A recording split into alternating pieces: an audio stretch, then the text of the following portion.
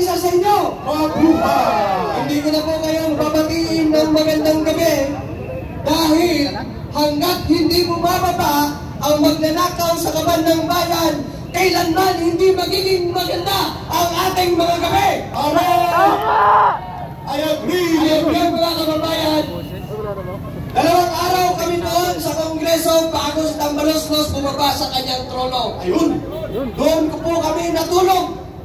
Wala kaming pagod sa kakasigaw at kakapanawagan upang si Tambaloslos ay bumaba sa kanyang trono. Tama! Buti na lamang po, sa pangalawang araw pa lamang, kung hindi pa namin pinaghaharang ang mga pumapasok na sasakyan, hindi pa siya lalabas or uupo or aalis sa kanyang upuan. Dapat lang yun! Kaya mga kababayan, hindi ko na po isa-isahin ang mga pagnanakaw na ginagawa nila sa kaban ng bayan. Dahil malinaw pa, maliwanag pa sa sikat ng araw ang pinaggagawa nilang katarantaduhan sa ating sa harap-harapan. Ang pagnanakaw sa kaban ng bayan ay para na itong puno na nagugat na sa kailalim-aliman. Ang problema sa administrasyong ito, dahil kung sino pa yung pinaka-leader natin, siya pa ang pinaka-puno ng korupsyon. Tama!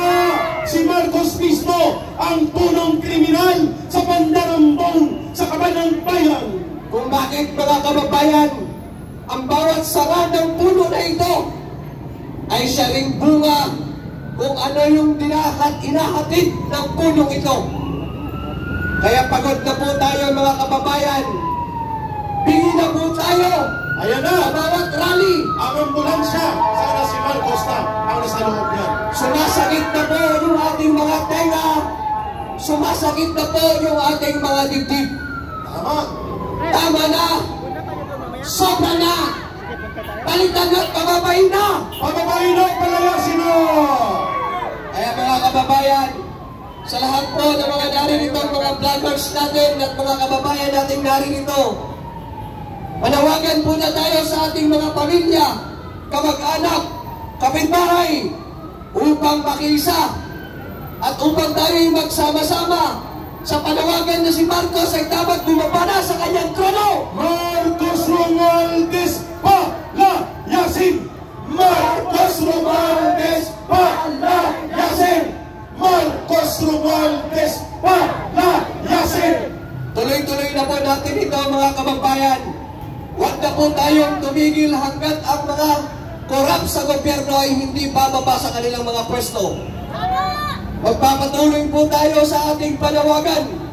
Dahil kung tunay po tayo gusto ng pagbabago, ang pagbabago ay dapat nag-uumpisa sa ating sarili. Oh, tama yan! Kaya kung kayo, yung mga nasa bahay, kung gusto nyo ng pagbabago, dapat makiisa kayo dito sa panawagan upang si Marcos ay bumaba sa kanyang trono. Tama! September 21, alas 8 ng umaga, kita-kits, Occupy EDSA!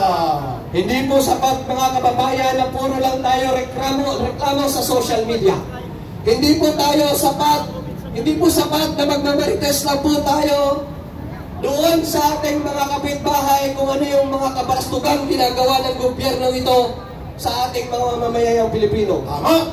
Dapat po tayo ay gumalaw. Dapat po tayo ay hubakbang. Dapat po tayo ay makisa sa bawat rally at panawagan kung saan-saan sulok sa Luzon, Visayas at Mindanao.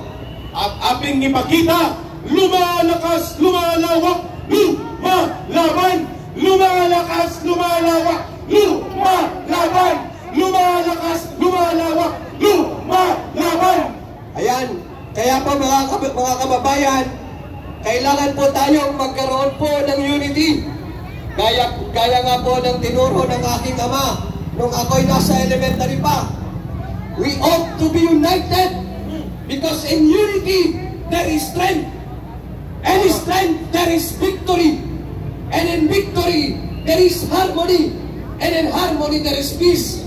And in peace there is happiness. Agree! Kaya hindi po natin makamtan yon hanggat hindi po natin tayo magsama-sama bilang mamamayang Pilipino na may pagmamahal sa bayan, upang ang mga taong nasa gobyerno ay managot sa kanilang pinaggagawang pagnanakaw sa kaban ng bayan. We agree. Kaya sa ating mga kapulisan, huwag po kayong mag-alala. Kung kayo ay walang boses, kami ang magboses sa inyo. Kami ang magbibigay ng boses ng mga sundalong pulis.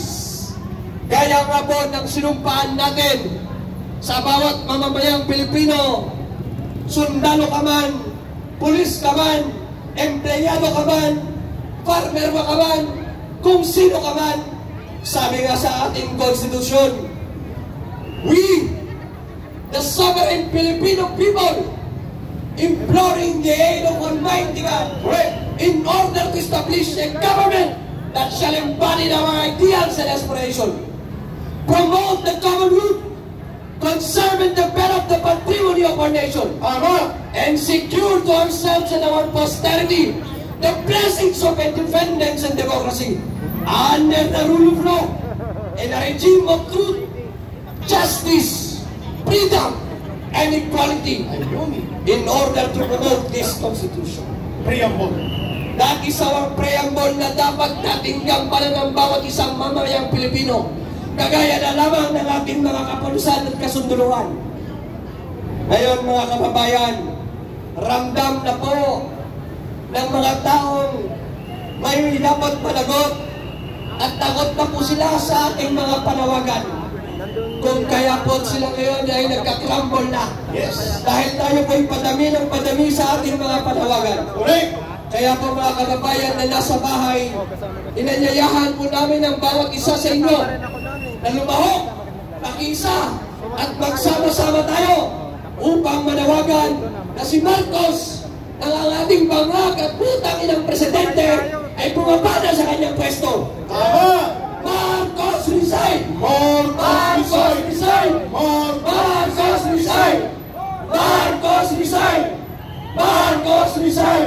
Kaya mga kababayan, ang ginagawa natin ito ay hindi ito sa kapakanan ng ating pamilya o sa ating sarili o sa ating kamag-anak o sa ating kakaibigan o kapitbahay. Ginagawa po natin ito dahil po tayo ay may dugong Pilipino. Tama. At bilang dugong Pilipino, dapat meron kang pagmamahal sa sariling bayan. Kung ang sariling bayan mo ay inaapi na, huwag kang pumayag na patuloy silang mag-api sa mamamayang Pilipino. Kaya sama-sama tayo para sa Diyos, para sa bayan, at para sa kapwa. Maraming salamat sa inyo. Ayun mga kababayan. At sa lahat po,